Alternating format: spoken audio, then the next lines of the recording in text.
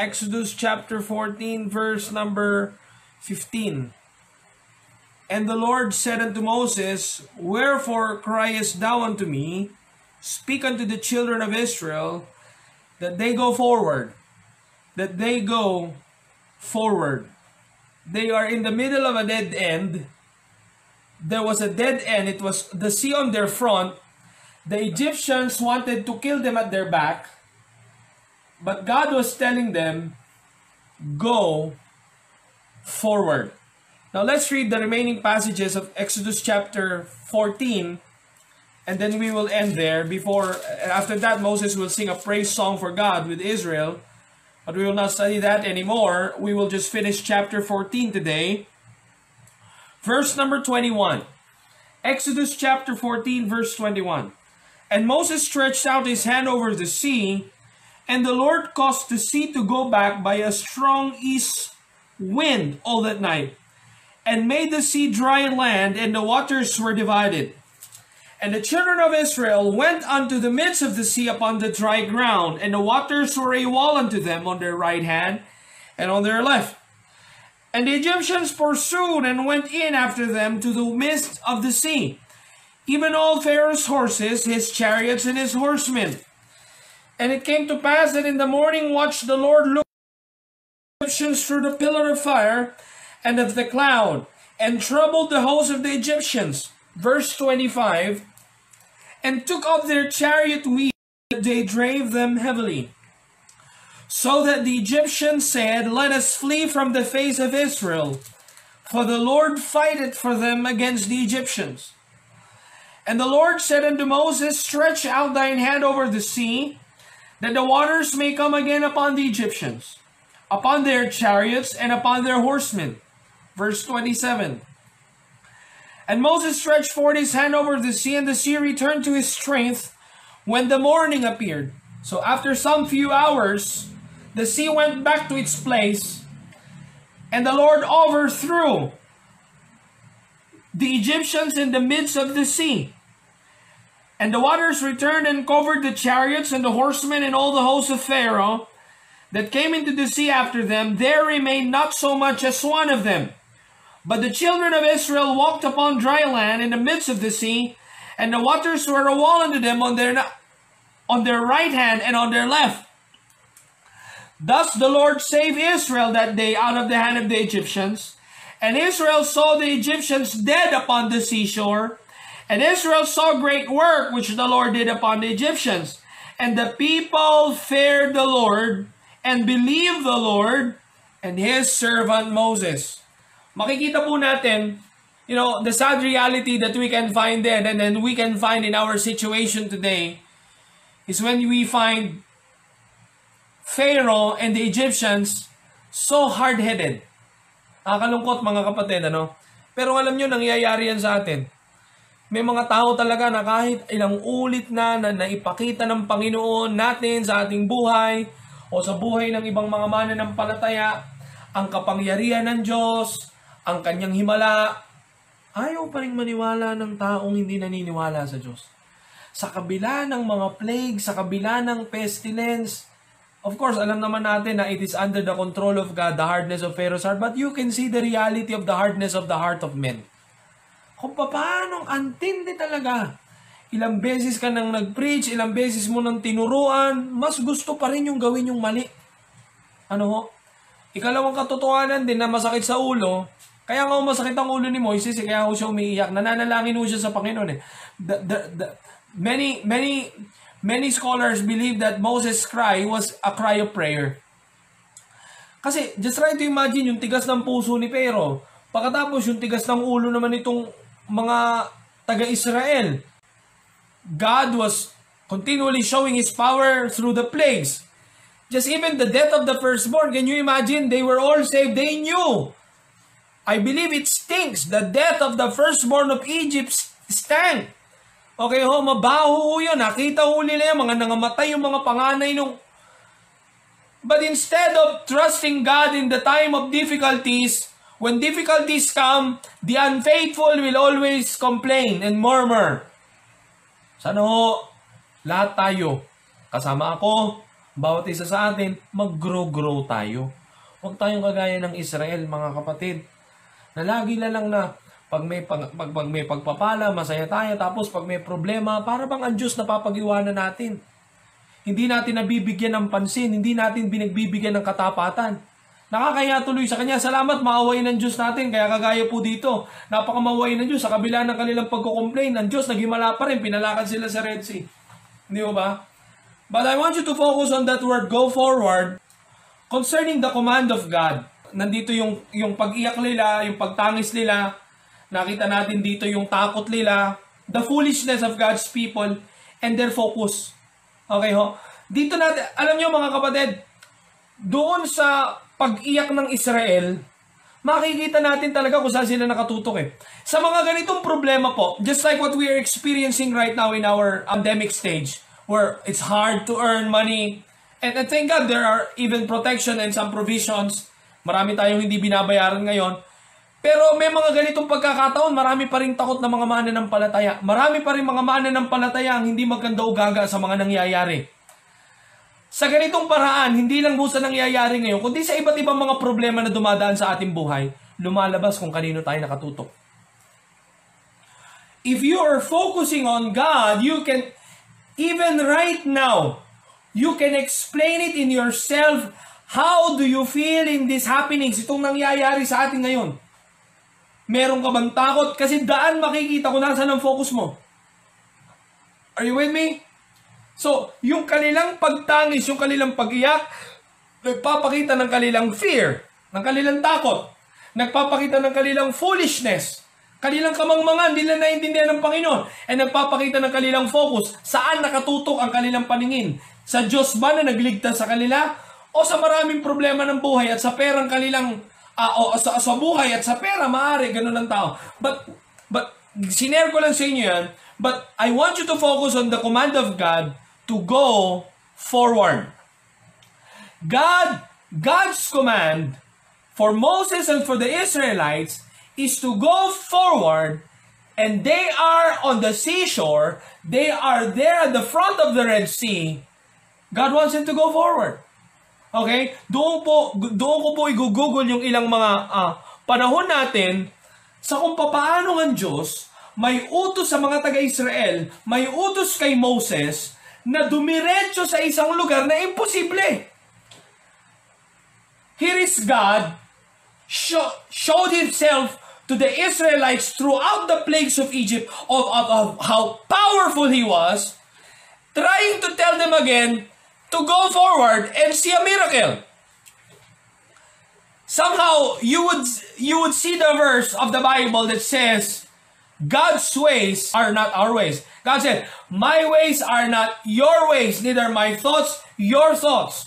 Ang aking pag-iisip, ika ng Diyos, ang aking mga gawi, ika ng Diyos, ay iba sa ating gawi at pag-iisip.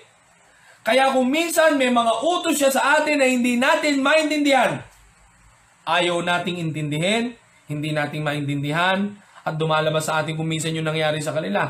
Lumalabas ang takot sa atin, lumalabas ang kamangmangan sa atin, lumalabas kung kanino tayo nakatutok.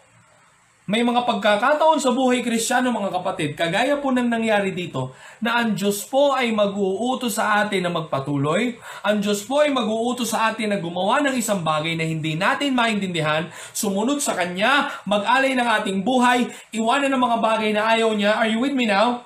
Maraming pagkakataon sa Biblia at maraming pagkakataon sa prinsipyo ng ating Diyos na kung saan sa uri ng ating buhay, meron siyang gustong bitawan tayo. Meron siyang gustong gawin tayo sa ating trabaho. Meron ang Diyos na mga bagay na gusto ng Diyos, ginagawa natin ayon sa prinsipyo ng Biblia. Marami ring bagay sa ating trabaho na ginagawa natin na ayaw ng Diyos na ginagawa na natin. Ganon din po sa ating buhay Kristiyano, sa ating pamilya. Kung ikaw ay isang tatay, may mga bagay na ang Diyos gusto kang pagdesisyonan at gawin at doon mo dadali ng iyong pamilya tungo sa kalooban ng Panginoon. Minsan hindi natin maiintindihan, minsan napakahirap, minsan parang imposible. Ang pagsunod lamang sa mga salita ng Panginoon. pagbibigay ng buhay, pagbibigay ng salapi, pagbibigay ng oras, pagbibigay ng panahon, pagbabasa ng Biblia, may mga bagay na hindi maintindihan ng ating pisikal na laman o ng ating puso. At napaka-imposibleng mangyari. Kagaya po na nangyari sa ating binabasa. But God still insisted the people to go forward. Ladies and gentlemen, brethren, I want you to focus on that command of God to go forward. You would find that every time God commands us, according to the Bible, Proverbs chapter 3, verse number 1, My son, forget not my law, but let thine heart keep my commandments. Let thine heart keep my commandments. Now, the commandment of the wise man here is the commandment of God. Mga kautusan ng Panginoon. At ang sabi niya, For length of days and long life and peace shall they add to thee. God, when God's commands are obeyed, it will always for us to be blessed. It is always for us to be protected. It is always for His name to be glorified. Para po sa ikaluluwalhati ng kanyang pangalan. Pero, mga kapatid, mapapansin natin na pag ang Diyos nag-utos, tingnan po natin doon, you can find in the command of God to go forward the immediacy of His command. The immediacy of His command. God wants them to obey immediately. You don't have, hindi mo kailangan patagalin ang pagsunod mo sa Diyos. Ang utos ng Panginoon sa Israelita sa gitna ng napaka-imposibleng pagkakataon, sila'y tumawid doon sa dagat, bilisan nila. Are you with me now? When God commands us, it is always an immediate command. God wants you to obey as soon as possible. Are you with me? As soon as possible. The immediacy of His command. Another thing that you can find, the impossibility of His command. The impossibility of His command. Makikita po natin na ang kanyang utos parang imposible. Ikaw ba naman ang nasa gitna ng dagat, papaturing ka ng Panginoon? Are you with me? Tapos nandun pa yung mga Egyptians naghahabol para patayin sila. You see how impossible it was when God commands us? Sometimes God wants you to do something that seemed to be impossible to you. Nevertheless, God's wisdom can tell you it's not. There is no impossible things with God. Every time God wants you to do something, you do it and you will see the result. But you can really find that God's command here to go forward was not just an immediate command, it was an impossible to be obeyed command. Napaka-imposible na makakatawid sila sa Red Sea. But at the end of the story, we found the Red Sea was divided to part. There was a strong east wind. God can do anything to make things possible for us when we only obey. The immediacy of His command, the impossibility of His command, the insistence in His command. Yung pagpilit ng Panginoon, namamanhi kang Diyos. Kaya, in the Bible, you would always find the Apostle Paul and another preacher will tell you, I beseech you therefore, brethren. I beseech you therefore, brethren. It is an insisting call. Ang pag-uutos ng Panginoon, pinipilit tayong sumunod. Hindi man tayo pinipwersang sumunod. Ang ibig sabihin ng pinipwersa, kinokontrol ng Diyos ang ating mga ginagawa. Hindi po niya tayo kinokontrol. God has given us the freedom to choose. But as always, as a loving Father will insist to you, will always try to make ways for you to understand what His will and what is not. Okay? So, ang pag-uutos ng Panginoon, laging inuudyokan tayong sumunod. Hindi ang Diyos isang Diyos na may pusong bato, na mag-uutos lang sa'yo at hahayaan ka na niya. Hindi. Lagi siyang maglalagay ng mga katotohanan, gagamit ng ibang mga tao para lang maliwanagan tayo at nagbibigay siya ng panahon para sa atin na mag-isip at magdesisyon na sundin siya. You see? The insistence of God. You tell the people to go forward. It has been commanded. It has been commanded before. But God was telling Moses, you insist them, you tell them to go forward. You move. Why are you crying unto me? God said, tell the people to go forward. I insist you to obey. God wants us to obey. You see? And the last part before we read our ending passage is the inerrancy. The inerrancy or infallibility of God's command. Hindi po nagkakamali ang Diyos. Every time na may mga pangit na nangyayari sa atin, tayo lang ang nagkakamali ng pangunawa. Pero never ang Diyos nagkamali ng pagpapasunod sa atin. Hindi po nagkakamali ang Panginoon sa kanyang mga utos. Sa tuwing mayroong pangangaral kang napapakinggan, sa tuwing may mga punto na tumatagos sa iyong puso ang kanyang salita, sa tuwing may mga bagay na personal na nadidil sa iyong uri ng buhay at sa aking uri ng buhay, mayroon pong Diyos na hindi nagkakamali sa kanyang mga salita. Patuloy na nagdadala sa atin sa tama. Alam naman natin na nangyari. Okay? Na-display ang kanyang kapangyarihan, na-declare ang kanyang pangalan, at natalo, na-defeat ang kanyang mga kaaway. God's enemies were defeated because God's command was inerrant. So what was God's command to go forward? It was an immediate command. It was an impossible command in the sight of man, in human comprehension. It was an insisting command, and it was an inerrant command. Hindi nagkakamali ang utos ng Panginoon. Now, I want to end this preaching in opening our Bibles to the book of Psalm 19. This is the song that we always sing. We will not sing it, we will just be reading it. Psalm 19. Psalm 19. Psalm 19 verse 7. Let us read all together the passage. The law of the Lord is perfect, converting the soul. The testimony of the Lord is sure, making wise the simple. You see that? His command is perfect. His command is sure. When He says there is a blessing in His command, there is indeed a blessing. You trust Him. You lean on the promise of God. Verse 8. The statutes of the Lord are right, rejoicing the heart. It is upright. It is holy. The commandment of the Lord is pure, enlightening the eyes. It will clear your path. You will understand when you obey. Verse 9. The fear of the Lord is clean, enduring forever. The judgments of the Lord are true and righteous altogether. Verse 10. More to be desired are they than gold. See that verse. Understand that verse. Verse 10. More to be desired. It's not bad to desire money.